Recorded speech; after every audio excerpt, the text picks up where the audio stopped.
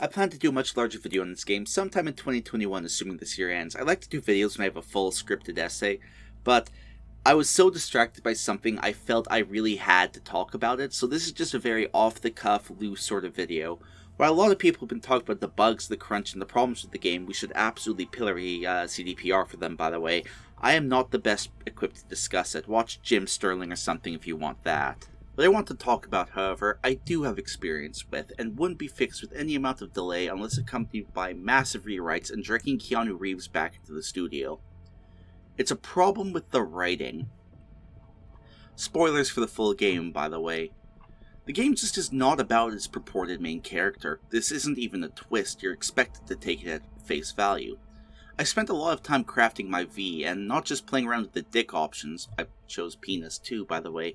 I created a character that I liked, a lady named V who grew up as a street kid with distinctly mechanical eyes, scars on her face, and little hearts on her fingernails that I'm sure she worked on each morning. Alas, the game doesn't let you change your appearance with so much as a haircut, let alone painting fingernails. I wanted to roleplay that tough kid, that rough kid, that kid with a sensitive side. Someone who had spent her life fighting to be accepted, to be loved, whose identity revolved around becoming a legend in the criminal underground. Then my soul was eaten by Keanu Reeves. If you haven't played the game, Johnny exists as an engram, a personality on a chip, specifically a life-extending prototype called the Relic. During a heist to keep the chip safe, V puts in her head's chip slot, I guess, and then contrary to the plan to keep it safe, is shot in the head.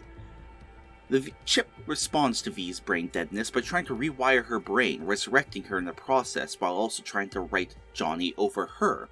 She can see and talk to Johnny, but no one else can. Everyone takes on good faith that you're not lying, and the entire game is about their dynamic as they try to stop the process from erasing V entirely. Throughout the game, V asserts her will to live, her desire, her choices, but there's something very off about it all when you get to the ending. I like Johnny Silverhand. He's a vile piece of shit who disrespects everyone and everything around him. Disrespect your surroundings! Gaining a rapport with him and having a bit he likes and cares about you and he's mostly just angry at the world? That's good. That's a good character path. I like it.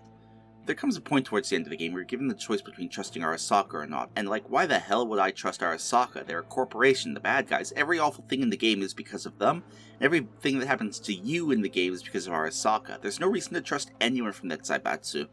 And so since I'm no Corpo Gonk and Silverhand was my Chumba, I let him take over my body for the final time. This is fine, it's part of building trust and all that. The first time he does it in the game is actually a pretty good piece of storytelling, if a little long, letting you interpret his spiral as either a serious attempt to show Rogue he's back by going on a Johnny Silverhand style party, or a bender he went on because he's the same as ever and got a body back.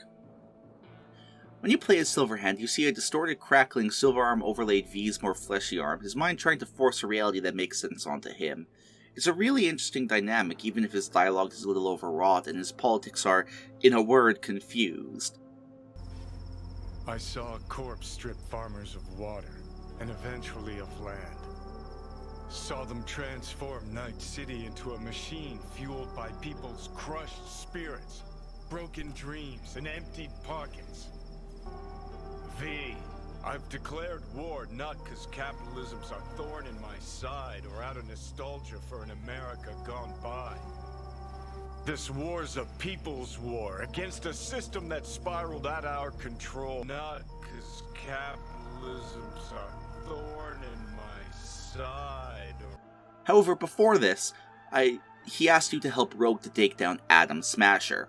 God, I hate that name. The man who killed him. And before that, you've been helping him take down Arasaka, which you can argue is mutual interest because you're also working with a rogue Arasaka agent, and Arasaka ate his soul and put in the chip, and now he's in your brain eating your soul. But then the final mission starts. I call up Rogue or Pan Am or whatever, and I shoot my way through Arasaka Towers. It's a lot of fun.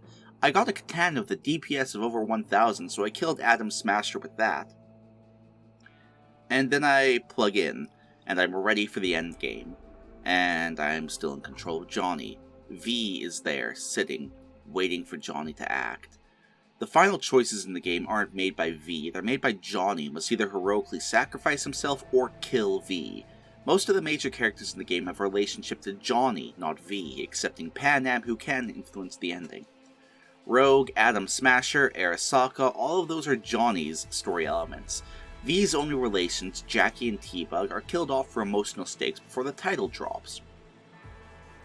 All of this means that V has to increasingly take on the role of Silverhand while denying it, befriending Silverhand's people and embroiling themselves in his conflict. While you could argue a lot of it is from mutual interest and V is definitely affected by Silverhand, the game does stop fundamentally being about V. The catharsis of the game, of getting back at Arasaka, wasn't V's goal, it was Johnny's. The final boss of the game is Adam Smasher, a man with emotional connection to Johnny's story, not V's. V's goal was to live, to survive, to not die, but that stops mattering.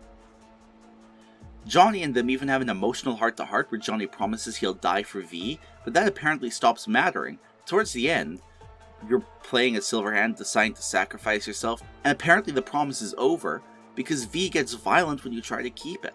The final choice being Johnny's, coupled with the removal of agency from the player's character, can't be overstated. Johnny's the one who can have character development, become a better person. You can outright prove Rogue wrong when she says Johnny's never done anything without benefit. The entire story is geared around Johnny developing and growing as a person, and V gets to be a meat puppet and then face an almost inevitable death if Johnny has changed and developed, and must die if he hasn't.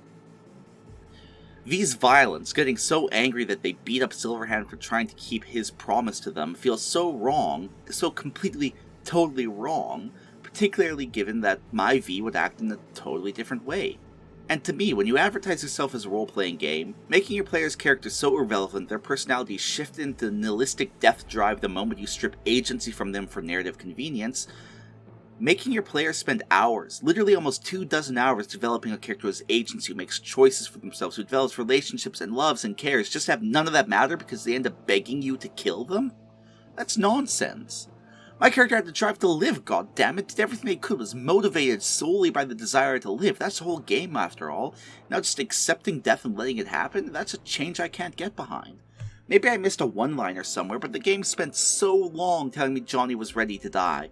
Spent a long time laboring the point that V was dying already.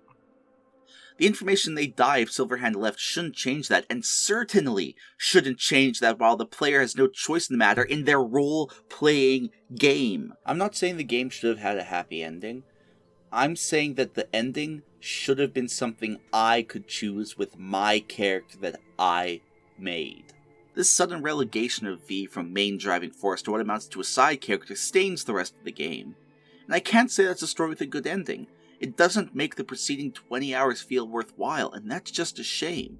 Because there's clearly a lot of love and effort and care, and the crunch that the devs put into all of this, just for all of this to happen, even if the game turned out perfect and glitchless, it would still be careening towards something, headed towards a conclusion that renders the whole experience feeling pointless.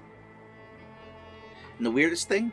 The subtitles for me said it was Johnny when it was clearly V talking, and sure, too much Silverhand in the blood is a fine excuse for why Johnny's being wailed at, but the deal wasn't V dies, Silverhand lives. It was Silverhand explicitly saying he'd sacrifice himself for V, and if he doesn't, all of his growth vanishes. And the worst part, I can't tell if this is a glitch or not. If the models or the dialogues or the caption were mixed up, I don't know. The first time I did the scene, it was so confusing I accidentally killed V. It also doesn't help that the well that kills V if you go into it is shaped like a coffin, and the bridge towards cyberspace that saves V is designed after the stereotypical light that people aren't supposed to go towards when they're dying. And that's just a shame. I wanted to like this game, and if you did, I'm not trying to say you're wrong for liking it. There's a lot to like in the game, and if you like this story specifically, that's fine. People can respond to different things. I never tried to present my opinions as universal. Y'all don't got a vibe on the same wavelength as me. But for me, I haven't felt this let down in a long, long time. It's a fun game to dick around in. I'll probably be doing side quests and using its character creator, and I want to record one more playthrough with a totally new character, just to get some new content since there's apparently some background specific stuff. But what a letdown after a first playthrough. This is a role-playing game where your character's role is subsumed by another's. What a letdown.